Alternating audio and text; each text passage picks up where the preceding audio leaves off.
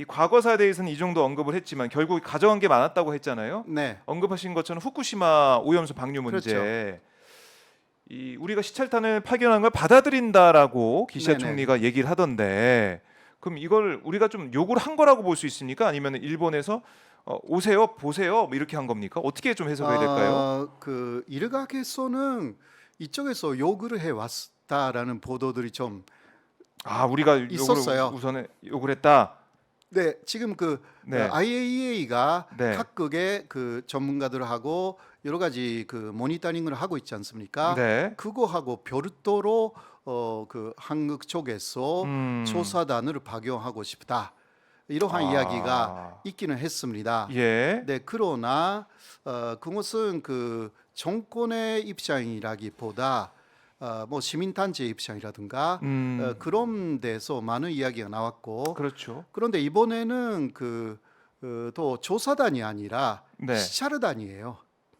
시찰단 네, 가서 이제 보고 네, 한번 살펴보고 온다는 그렇죠. 거. 예, 그냥 살펴보고 뭘 한다는 이야기입니까? 근데 여기에 대해서는 또 국내 우리 언론은 네. 평가를 또 하더라고요.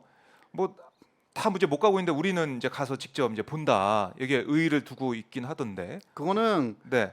그러니까 현재까지 일본은 그런 것도 수용하지 않으려고 하는 태도가 상당히 강했기 때문에 일본이 조금 마음을 열었다. 마음을 열게 마음을 만든 열었다. 게 예. 그 현재 윤 정권이 아닌가 아. 이런 면에서 조금 그 좋게 평가하는 부분이 있는데 네. 그러나 이것은 오히려 또 기시다가 윤 정권을 돕기 위한 하나의 이것도 쇼에 불과하다. 쇼다. 예. 왜냐하면 그렇게 시찰단을 수용하겠다고 하면서 네. 모지않아 그 IAEA의 최종 보고서가 나온다. 6월에 나오죠. 예. 그러니까 거기에 입각하여서 네. 판결을 더 하겠다고 또 이야기를 했어요. 기시다가. 그러니까 시찰단이 가거나 마르거나 네. 그거는 반려한다라는 반침에 어떤 차이가 있는 게 아니거든요. 만약에 우리가 시찰단이 가서 네, 딱 둘러본 다음에 이거 진짜 문제다. 네, 방류하면 큰일 난다. 네, 네. 이런 결과를 만약에 내놓는다고 하면 일본 입장에서는 한국이 문제가 있다고 제기하니까 네. 방류 못 하겠네. 이렇게는 안 되는 건가요? 그런 이야기가 그러니까 한국이 반대하는 상황에서는 반유하지 않겠다는 이야기를 했거든요. 이번에 그 기시다가 네. 한국 사람들이 걱정하거나 좀 상당히 그 과학적으로 문제가 있을 경우는 과학적으로. 그 반유하지 않겠다고 이번에 이야기를 했어요. 그러나 모순적인 이야기는 그래도 그 IAEA의 최종 보고서에 따라서 또 반유하겠다고 또 이야기를 하고 그러니까 이것은 모순적인 상황이다. 상당히 모순적이고 네. 이것은 뭐 제가 보기에는 그냥 일단 수용하고 네. 그리고 조사단이 아니에요. 시찰단이기 때문에 그 시찰이라는 것은 그쪽에서 내놓는 샘플이라든가 네. 준비되어 있는 거 그냥 보면서 이게 깊이 볼 수는 없다. 볼 수는 없어요. 절대.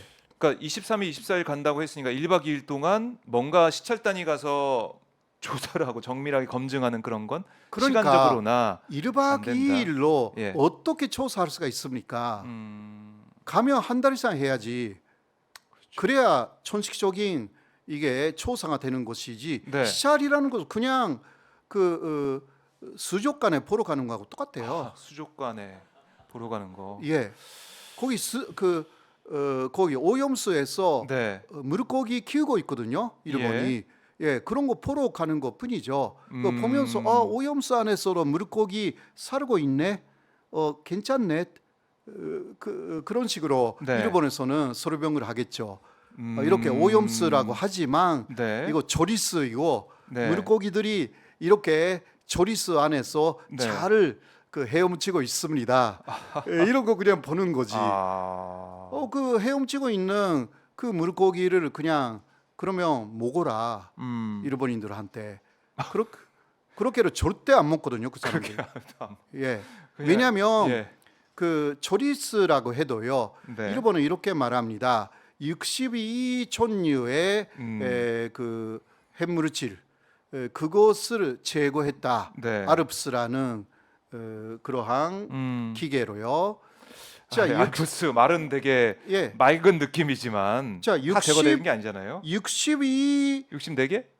62개. 예, 62개밖에 네. 얻는 거 아니거든요. 아. 핵물질은 무수히 있습니다.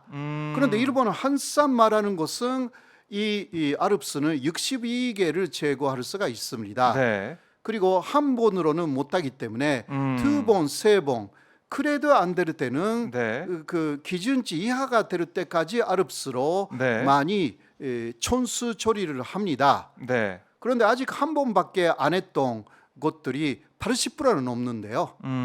예, 그것을 두 번, 세 번, 그러니까 기준치 넘는 게 80%예요. 지금 그 탱크 네. 안에. 그 앞으로 그 아르프스로 두 번, 세 번 할까요? 그것도 상당히 의심스러워요. 그것을 누가 그 감시를 합니까? 네. 예, 그래서 가봤자 제대로 된 뭐 검증이건 못하고 그냥 시찰단 그 말 그대로 보고 이제 오는 건데 예, 만약에 이제 와서도 어떤 결과 내놓을지 모르겠지만은 염려가 되고 우려가 있다라는 결과 나온다고 하더라도 일본은 이 우리의 뭐 입장보다는 IAEA 보고서 그걸 보고 네네. 판단할 가능성이 크다는 거죠. 그게 더 과학적이고 네네네. 객관적인 판단을 하고 있으니까. 그렇죠. 그런 어. 식으로 일단 이야기를 하는데 네. 예를 들면 이번에요. 일본이 더 한국의 그것을 사실상 그 원하는 것은 그거는 G7이 있기 때문입니다. 아. G7은 물론 네. 5월 19일부터 21일까지니까 우리 시찰단이 가는 것은 23일이니까요. 네. 그 이전에 G7 그렇죠. 회의는 끝납니다. 네. 그러나 한국의 시찰단을 수용했다라는 것이 있기 때문에 한국은 그 사이에서 반대하지 못합니다. 그렇네요. 네. 그거는 굉장히 잘 자요진 그리고 네. 반일 시기를 일본은 6월에서 7월로 잡고 있습니다. 그러니까 그 이전에는 일단 시찰단을 수용해야 되는 거죠. 예, 그 if가 아니라 예. 혹은 그 if이면 뭐 반일하기 시작하니까 좀 되도록 일찍 그래도 G7 if에 네. 그러니까 23일이라는 것도 너무 빨리 결정됐어요. 근데 너무 빠르다. 예. 그리고 1박 2일로 왜 박아 버립니까? 네. 그렇네요. 1박 2일도 그렇고 시점도 그렇고 네. 그럼 결국에는 일본이 이제 방류를 하기 위해서 이런 네네. 일정도 이렇게 짠 거고 시찰단으로 받고 시찰단 한번 왔다 갔으니까 한국이 그냥 도와주는 거예요. 도와주는 거다. 이거 왜냐하면 그 이번에 G7 회의에는 G7 국가뿐만이 아니라 물론 G7 국가 중에서는 독일이 굉장히 이 반유에 반대하고 있고 환경장관이 막 그렇죠. 반대하더라고요. 네, 그것뿐만이 아니라 네. 태평양의 섬들의 포람 라는 게 있어가지고요. 태평양에 많은 섬들 있잖아요. 태평양에 그렇죠. 예, 거기도 영향 받잖아요. 예, 그 섬들의 포람이라는 게 있어요. 네. 포람. 그게 그 PIF라고 하는데요. 포람의 위장국이 되는 조그만 나라, 네. 극체국이라고 하는데 그 위장이 있는 나라가 또 G7에 참여합니다. 네, 이 포럼에서는 네. 반유에 강력하게 반대하고 있습니다. 그래요. 네, 반대하고 있는 그 국가들이 초대가 돼서 예. 뭐 반대 입장을 내놓을 텐데. 예, 초대할 수밖에 없는 거예요. 아. 그거는 G7이라는 것이 그러니까 그러한 태평양의 네. 조그만 나라들의 대표 그 위장국이 되는 그러니까 도서 포럼 그러니까 섬들의 포럼 태평양 섬들의 포럼라는 게 있어가지고 네. 거기는 항상 G7의 대표가 이게 그 조그만 나라들의 대표는 바뀌거든요. 네. 근데 대표를 또 모셔요. 예. 그런데 거기는 굉장히 반대하고 있어요. 거기에 그 포럼에는 그 별도로 뉴질랜드도 사실상 참여하고 있고 네. 호주는 또 이번에는 그냥 정식으로 일본이 초대를 했고요. G7이 아니지만 예. 그러나 호주도 일단 대표양 포럼에 참여하는 나라이기도 하고요. 호주에서도 굉장히 특히 이 여러 환경 단체들이 굉장히 반대하고 있습니다. 그래요. 아, 우리만 이렇게 아닙니다. 민감하게 아닙니다. 반응하는 게 아니었군요. 예. 그렇- 특히 그 네. 태평양의 섬들은 네. 뭐 여러 나라가 특히 미국이나 중국이나 러시아도 그렇고 원폭 실험이라든가 그런 것을 태평양에서 특히 미국이 많이 했지 않습니까? 예. 예. 그러니까 그때의 피해라는 것이 아주 큰 피해가 있었다. 아. 그거하고 비슷하게 생각하는 거예요. 핵물질이기 때문에. 그렇네요. 예. 그러니까 이게 장난이 아니더라고요. 그런데 한국도 특히 굉장하게 반대하고 있는 나라. 네. 근데 그 한국이 도와줘서 일본에서 그렇게 히차르단도 받아들이니까 한국으로서는 강하게 반대하지 않게 될 가능성이 충분히 있습니다. G7 때는. 일본 입장에서는 예. 어쨌든 반대하는 여론이 줄어들면 좋은 거니까 네네. 그걸 노리고 있다. 그리고 또 그 한국 쪽에서 그러한 나라들에게 일단 그 일본에게 히차르단을 보내면 어떠냐? 아. 예. 그 히차르단은 그 수용한다고 하니까 그래요? 이런 식으로 또 이야기할 수가 있잖아요. 그렇네요. 네. 아유, 뭐 이 상황이 되면은 우리 여론도 여론이지만은 네. 국제적인 여론을 겨냥한 일본의 시찰단 수용이다 이런 생각도 드는데, 네. 근데 이게 참 근본적으로 보면은 이 해양 방류를 꼭 해야 되느냐? 그렇죠. 그러니까 전문가들 얘기 들어보면은 이 국내 일본 국내에 이 뭐 크게 호수를 파가지고 거기다가 이걸 다 오염수를 다 넣어서 반감기를 거쳐가지고 위험을 그러니까요. 낮출 수도 있는데, 그러면 30년 정도 기다리면 네, 다 할 수가 있는데 그러니까요. 그러니까요. 네. 그 일본은 그런데 그렇게 하면 저수지 같은 것을 엄청나게 많이 만들어야 된다. 네. 왜냐하면 지금도 매일 150톤 정도 새로운 오염수가 만들어지고 있기 때문에 이게 지금 그 130만 톤 정도 갖고 있는 것으로 끝나는 게 아니다. 끝나는 게 아니다. 그 30년, 40년 계속 반유해야 된다. 음, 그러니까 오히려 그러니까 우리는 더 위험하다. 그러니까 왜냐하면 지금도 어떤 조사도 네, 그 아직 끝나지 않았던 오염수가 매일 나오고. 150톤 정도 계속 생산되고 있는 이 상황에서 이것을 일본이 모니터링하여서 30년, 40년간 계속 자료 관리를 하느냐? 네, 도쿄전력이 그거요. 도쿄전력이 그러한 신뢰도가 낮거든요. 네. 지금까지 사기 많이 쳤어요. 그래요. 예, 아, 신뢰도가 낮은 그런 상황에서 이걸 국내에다가 네. 저수지 만들어서 네. 계속 그게- 만들어야 되는 상황이기도 그게 하고. 아니 그렇게 하면 가장 좋아요. 어, 그런데 그렇게 하면 비용도 너무 많고 그리고 도쿄전력이나 일본 쪽에서 하는 이야기가 네. 그렇게 저수지 같은 거 만들면서 뭔가 그 도르바르적인 사고가 일어날 때 어떻게 하느냐? 아, 예, 또 옆에 또 오염되는 거 아니냐? 네네네 그런 그 이야기도 하는데요. 네. 그러나 그 오대양을 오염시키는 것보다 훨씬 낫죠. 그렇죠. 그 국내 문제인데 일본 국내 문제인데 왜 그러니까. 이거를 전 세계에 전 다 세계에 오염시키려고 합니까? 그러니까요. 그러니까 소금이라든가 이런 것도 이게 다 죽어버리는 거죠. 먹을 수 없게 되는 거죠. 바다에서 소금 만드는 네네네. 이것도 참 걱정입니다. 이 뭐 수산물 문제도 심각해질 것 같은 상황인데 어쨌든 방류를 할 거다. 일본은 뭐 변함이 없는 거 아니겠습니까? 우리 그렇죠. 시찰단 가든 말든 결국 그러니까 뭐 도와주는 셈이 된다 일본을. 예, 네, 일단 반유를 혹시 하기 시작하여도 네. 중간에서 멈추게 할 수 있는 만큼의 활동을 사실 해야 되는 거죠.